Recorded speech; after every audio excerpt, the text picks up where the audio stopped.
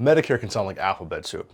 A, B, C, D, F, G, N. It can be very confusing. So my name is Bill Green. What I'm doing in this video today is I'm going to break down how it actually works in plain English. This is the video you want to watch to get the right information so you can make the right choices for you, for your healthcare decisions. And then you have your Part D prescription drug plan. Then you also have the privatized Medicare Advantage, also known as Part C. And then we have Medicare Supplement, Medigap, and each one of those things has a different letter.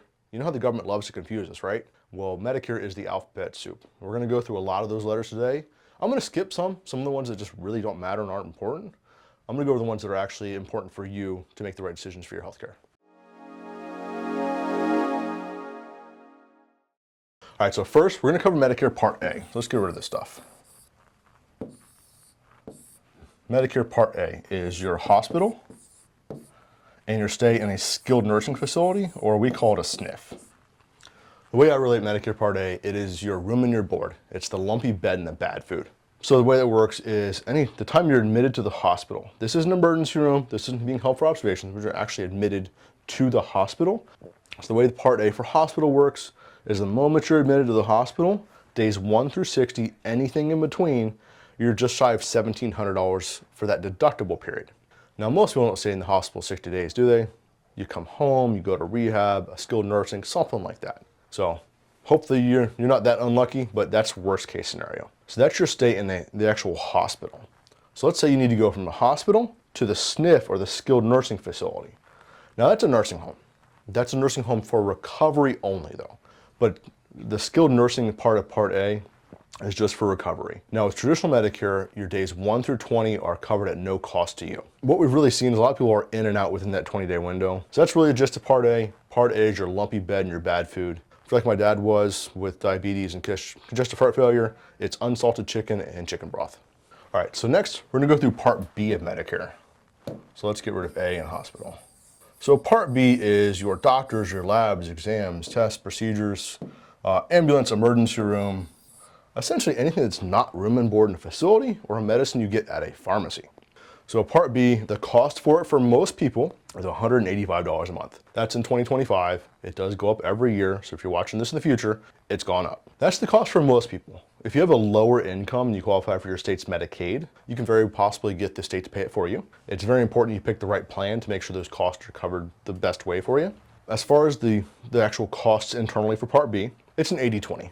Medicare pays 80%, you pay 20%. But that's after Medicare negotiates the rate. So you've probably gotten a bill in before and it's thousands of dollars or tens of thousands or $100,000 for a big surgery. By the time insurance is done negotiating it, it's way down. Medicare does the same thing. So your 80-20 is based off that reduced down negotiated rate. So I know I've talked about not having a cap there and the high cost of hospitalization. What we're gonna do now is we're gonna go over how a Medicare Advantage plan or a Medicare Supplement plan cover those extra costs after we go through Part D drug plans. At 65, they went there, the VA said, you don't need to do anything, just use the VA, you're good. At 75, 10 years later, they both came to me and were unhappy with their care. So every year you go without credible coverage, you have a 10% extra penalty. So now let's get into Part D. Part D also can have a penalty, we'll touch on it in a second, but Part D overall is gonna be for your prescription drugs that you get at a pharmacy. This is not the stuff you get at like Walmart, Walgreens, and the kind of pharmacy section, your Tylenol, ibuprofen, stuff like that. That's what's called over-the-counter. We'll touch on that with the Medicare Advantage plans. So Part D has multiple stages. So we first have the deductible phase. This year in 2025, the max deductible is $590. After that, we have the initial coverage phase. So the initial coverage phase, depending on the plan you pick, I'll go into this in a second, you're either gonna have set copays or a percentage. At this point, in 2025, we now have a $2,000 max out of pocket, or a MOOP. So if you or you and your plan combined spend $2,000 in your medications, you no longer have any cost. That's brand new for 2025 and is gonna stick around from now into the future. So where this really becomes important on picking your drug plan is there are different types of drug plans. There are defined standards and there are enhanced. Over here on the defined standard, your medicine is $500. 25% is $150. You pay $150 for medicine, you add that up over the year, throughout the year, you'll hit your $2,000 max. So if you go a year, you're about $4 a month extra added on. So that's how Part D works, basic versus enhanced, and the penalties that go along with it. So now let's get into Part C Medicare Advantage that kind of ties it all into one. And then after that, we'll hit on Medicare Supplement, Medigap, as well as the things that just Medicare does not cover. All right, so now let's go over Medicare Advantage, also known as Part C. So Medicare Advantage is basically you combine your A, your B, and your D into a Part C. How in the world does A plus B plus D equal C? So these plans, for the most part, most of them include this Part D, not all of them. There are some very specific plans, usually designed for veterans or people who have other credible coverage that don't have that Part D. On the HMO side of things, you mostly will have referrals. Not all plans have referrals, and you definitely have to stay in network. Referrals and network. There are then what are called HMO POS plans. Not the POS you're thinking about. This is better POS. This means point of service. You hand your card at the doctor's office. As long as the doctor is willing to accept the amounts paid by the plan, they can see you. Even if they're out of network, and a lot of these POS plans don't even require referrals. So they give you some extra options. And then we have PPO plans. So a PPO plan, very much like a group major medical, you don't need referrals. You can go out of network, but it's gonna cost you more. So all of these plans, very much like a group major medical, you're gonna have copays for basically everything you do. A lot of times primary care is zero, but it depends on the plan.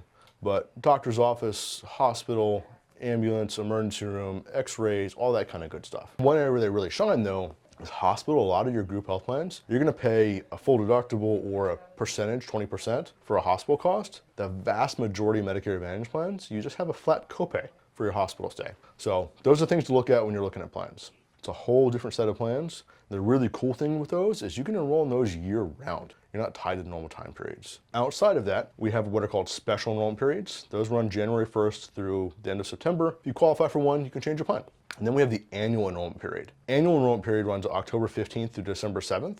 This is when everyone on Medicare is shopping their plan. So that's the basics of Medicare Advantage, Part C, how it works, when you can change, all the added benefits of it. What does A, B, C, D, what do they not cover? So let's go over that. This is something that not many people talk about, and it's super important and more people should be talking about. So even if you have original Medicare or Medicare Advantage, even a Medicare supplement, there are gonna be things that just aren't covered. Number one, cancer. If you go through cancer, yes, your medical plan is gonna cover whatever your costs are, whether it's through a Medicare supplement low cost or a Medicare Advantage plan, but worst case, you have 20% of up to your max out of pocket.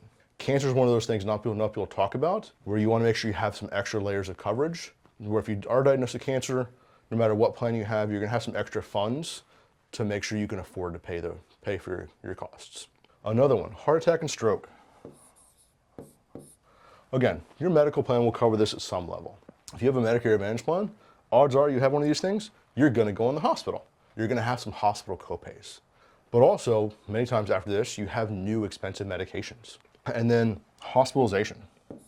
So on your Medicare Advantage plan, where I talked about you have set copays for those things, they can be expensive. I mean, yes, there are some that are $50 a day. There's others that are $300 and $400 a day. Some that are $1,000 for a set number of days all at once. If you don't have that extra money sitting in your checking account to pay that, you can run into some trouble with that.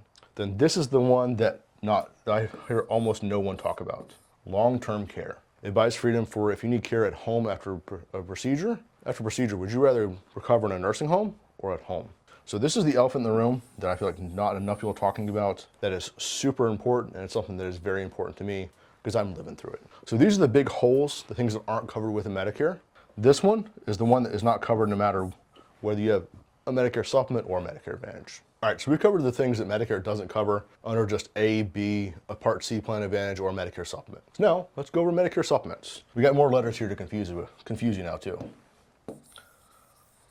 So with a Medicare supplement, there are letters A through N with a bunch of them missing in between. That is Plan F. So we have Plan F, then we also have Plan G, we have Plan N. So Plan F, if you were eligible for Medicare prior to 2020, and I know no one wants to remember that year, but if you're eligible for Medicare prior to 2020 and you have a Plan F, you can actually still shop it and potentially get another Plan F at a lower cost. Or the other time we see a lot of this is in what's called guaranteed issue. We call it GI. So what that is, I had somebody this past week who's moving from the Carolinas to here to go to Mayo Clinic because they have cancer. So Plan F is still available, Just depends on your situation. So now let's look at Plan G and Plan N. One more thing on Plan F. Plan F is 100% coverage for any Medicare covered procedure. Basically, you should never ever see a bill on a Plan F. So the difference between Plan F and Plan G, you have the Medicare deductible. This year in 2025, it's $257 for the whole year. That's not too bad. Your first doctor visit or two, you'll meet that deductible. Once you met the deductible on Plan G, you have no more medical out-of-pocket costs. That's it. Plan N, different than Plan N, you still have the deductible, but then the most you pay at any doctor's office in a copay is 20 bucks. The most you ever pay at the ER is 50 bucks. If you don't care and you're in an area where excess charges don't really exist, Plan N is a really great way to go. So enrolling in a Medicare Supplement Medigap plan, there are a couple times you can do that. One's when you go on Medicare for the very first time, you get Part B for the first time. That's what's called open enrollment. There are no health questions. So what parts of Medicare do you actually need? We have A, B, C, D, F, G, and N. So for Medicare, you have to have A and B to do anything else. If you don't have other credible coverage, you got to pick out Part D, Part B. Part D, again, without credible coverage, you've got to get Part D. So those are kind of the basics. Spouses aren't even always in the same plan. It depends on what their actual needs are. So when it comes to that, make sure you sit down with a licensed agent who knows what they're doing. Also, who's a broker who can work with multiple plans. And that's what we're here for. If you have any questions, my link is in the bio. Check it out, and we can get with you and help whatever questions you have.